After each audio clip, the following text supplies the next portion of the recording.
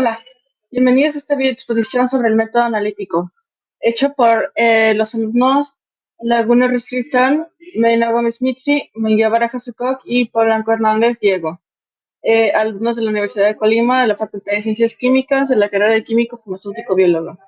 Nuestro método seleccionado fue la determinación de nitratos en agua.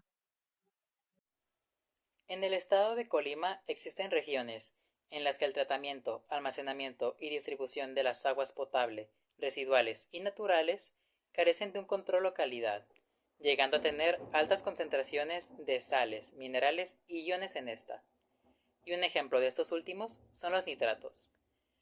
Una de las consecuencias de la alta concentración de nitratos en el agua para el consumo humano es la metahemoglobinemia, un síndrome caracterizado por la pigmentación visible con un tono azulado oscuro en la piel del infectado, y que en caso de los infantes llega a conocerse como síndrome del bebé azul.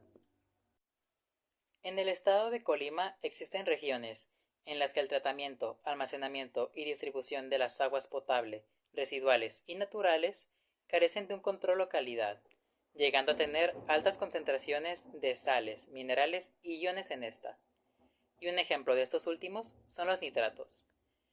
Una de las consecuencias de la alta concentración de nitratos en el agua para el consumo humano es la metahemoglobinemia, un síndrome caracterizado por la pigmentación visible con un tono azulado oscuro en la piel del infectado, y que en caso de los infantes llega a conocerse como síndrome del bebé azul. En el caso de los infantes de 0 a 14 meses de nacimiento, estos son sintetizados en su estómago y son convertidos en nitritos, una sustancia que se une a sus glóbulos rojos agotando su oxígeno, de modo que pueden llegar a asfixiar al bebé. La detección de estos iones de cada uno de los diferentes tipos de agua permite conocer la calidad de este recurso y por tanto el efecto que tiene en la salud de sus consumidores, desarrollar nuevas técnicas para su mantenimiento y purificación, y de forma subsecuente evitar la aparición de posibles casos de metahemoglobinemia en el estado.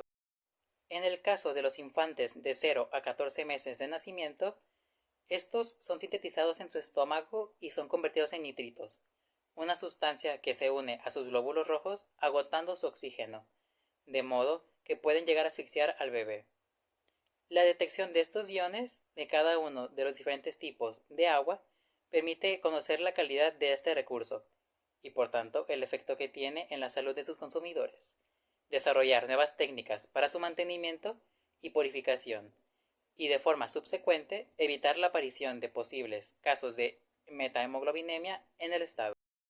En el caso de los infantes de 0, con base en lo anterior, hemos determinado como nuestro problema a resolver una determinación cuantitativa de la concentración de iones nitrato, NO3, en diferentes muestras de agua. Estas muestras serán tomadas de varias regiones del estado, plantas de tratamiento y lugares de distribución, lo que nos facilitará realizar un análisis químico a través de una espectrofotometría, ajustando el dispositivo, el espectrofotómetro, a una longitud de onda de 540 nanómetros. Este método nos proporcionará una señal analítica, en este caso la absorbancia, que se puede transformar en una concentración de nitratos a través del uso de un patrón de referencia.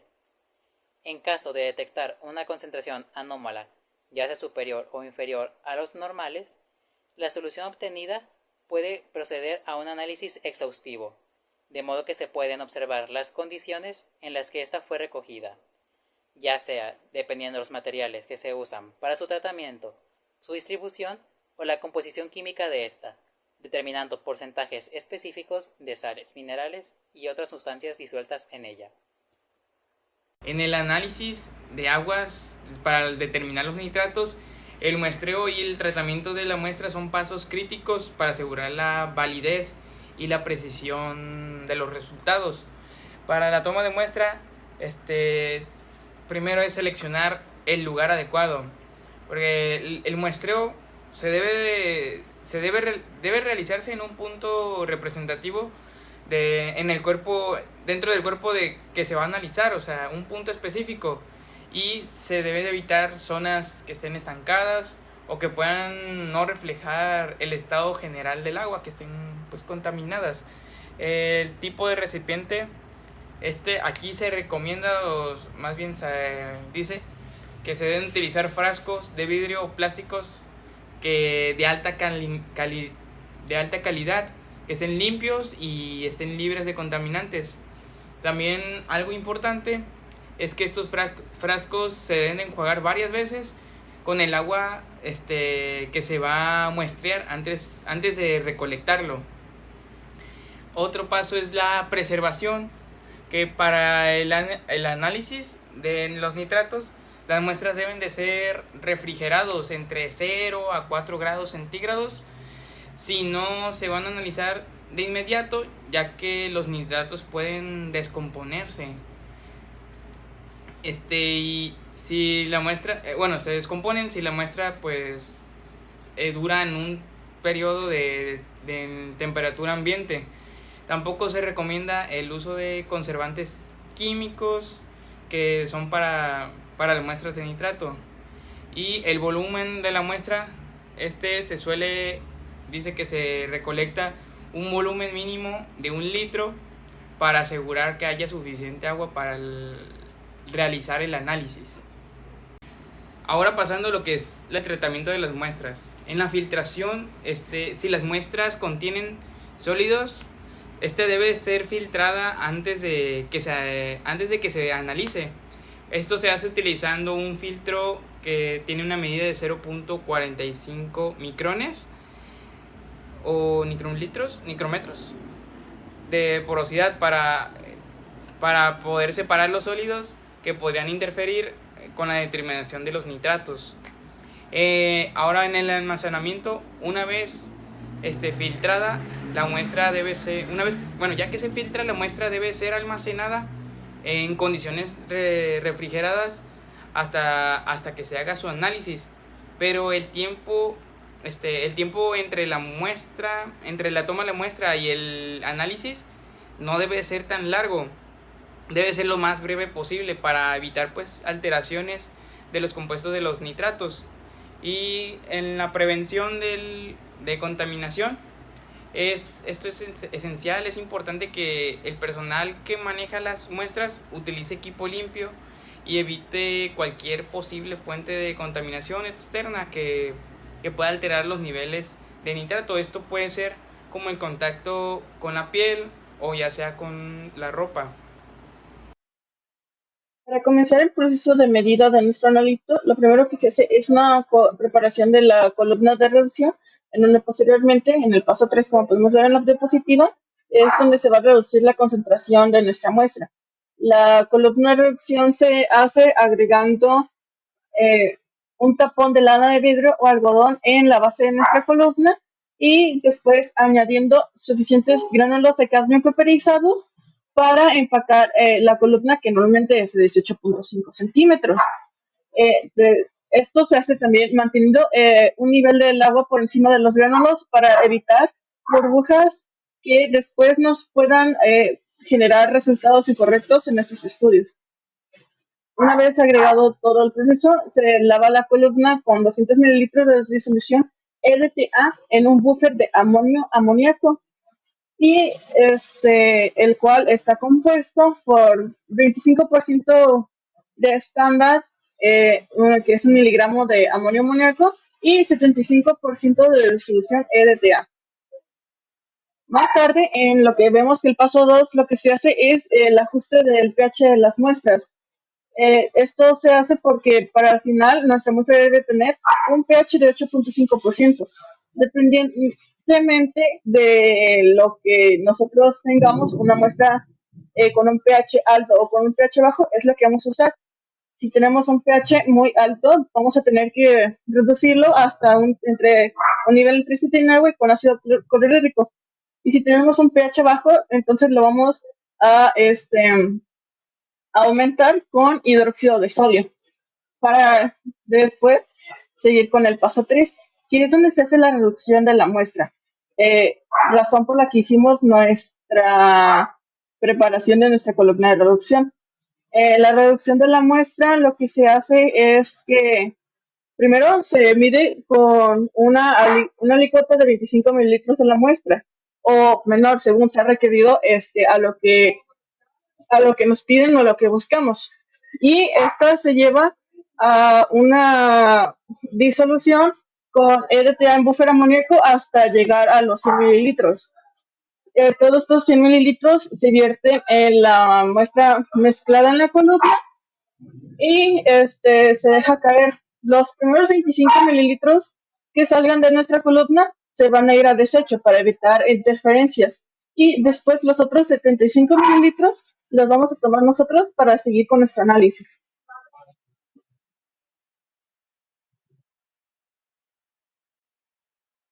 Y finalmente, una vez que ya tenemos reducida nuestra muestra, lo que hacemos es pasarle al espectrofotómetro. Esto se hace tan pronto como sea posible y no tuvieron que haber pasado más de 15 minutos después de la reducción.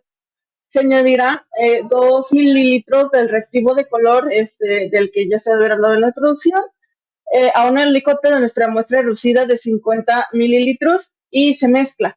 Después de 10 minutos y antes de 2 horas de todo este procedimiento de mezcla, se medirá la absorbancia a 543 nanómetros contra un blanco de reactivos. Y, por ejemplo, si la concentración de los nitritos excede el nivel de la curva, entonces debemos usar el sobrante de muestra reducida para hacer una dilución apropiada y analizar nuevamente. Para nuestros parámetros de calidad usamos los siguientes. Primero, nuestra linealidad.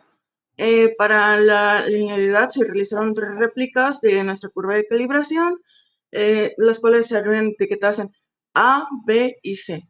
Esto pues con las concentraciones del analito que nosotros buscamos. Para el límite de detección, mediante los análisis nos dimos cuenta que para este tipo de análisis es de 0.017 microgramos sobre mililitro y para los límites de cuantificación son 0.057 microgramos sobre mililitros. En otros análisis, como el estudio de la sensibilidad, nos dimos cuenta que este también es muy sensible.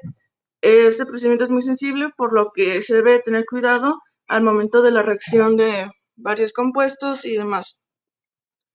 En nuestra repetibilidad, el punto de la repetibilidad fue hacer 3 veces el mismo experimento en el mismo día con el mismo analista. Y para nuestros procesos de precisión, para obtener más información, se realizó la muestra 3 días seguidos en diferentes momentos y localidades y con diferentes analistas. Esto para saber que nuestros procedimientos son los correctos. Y más tarde serían otros como las desviaciones estándar, eso por medio de la desviación de las precisiones, promedios y demás. Después de hacer la parte práctica del método, ahora pasaremos a la de análisis de los resultados. La manera de hacerlo será haciendo una curva de calibración graficando la absorbancia contra la concentración de nitrógeno o nitratos. Al hacer esta gráfica nos permitirá dar directamente una curva, que recordando, esta curva debe de tener un coeficiente de correlación aceptable de acuerdo a los estándares del 0.98%, que es donde entran la mayoría de los datos. Pero pues si se quiere ser más exacto, podemos llevarla al 0.99. Esta gráfica nos permitirá directamente reportar el nitrógeno obtenido como miligramos de nitrógeno por litro o nitratos, que es lo que estamos buscando en este caso, que sería la cantidad de nitratos de nuestra muestra presentes los miligramos en un litro. Principales interferencias que podrían presentarse en nuestra gráfica o cálculo. A pesar de que estas deben ser mayormente eliminadas durante la parte de tratamiento de la muestra, pues deben tenerse presentes para tener pues una referencia de qué podría estar ocurriendo. Tenemos primeramente todos los agentes fuertemente oxidantes o reductores y altas concentraciones de materia orgánica. Después tenemos que el cloro residual, que está presente disuelto como iones en el agua, puede interferir al oxidar la columna de cadmio y reducir su eficiencia.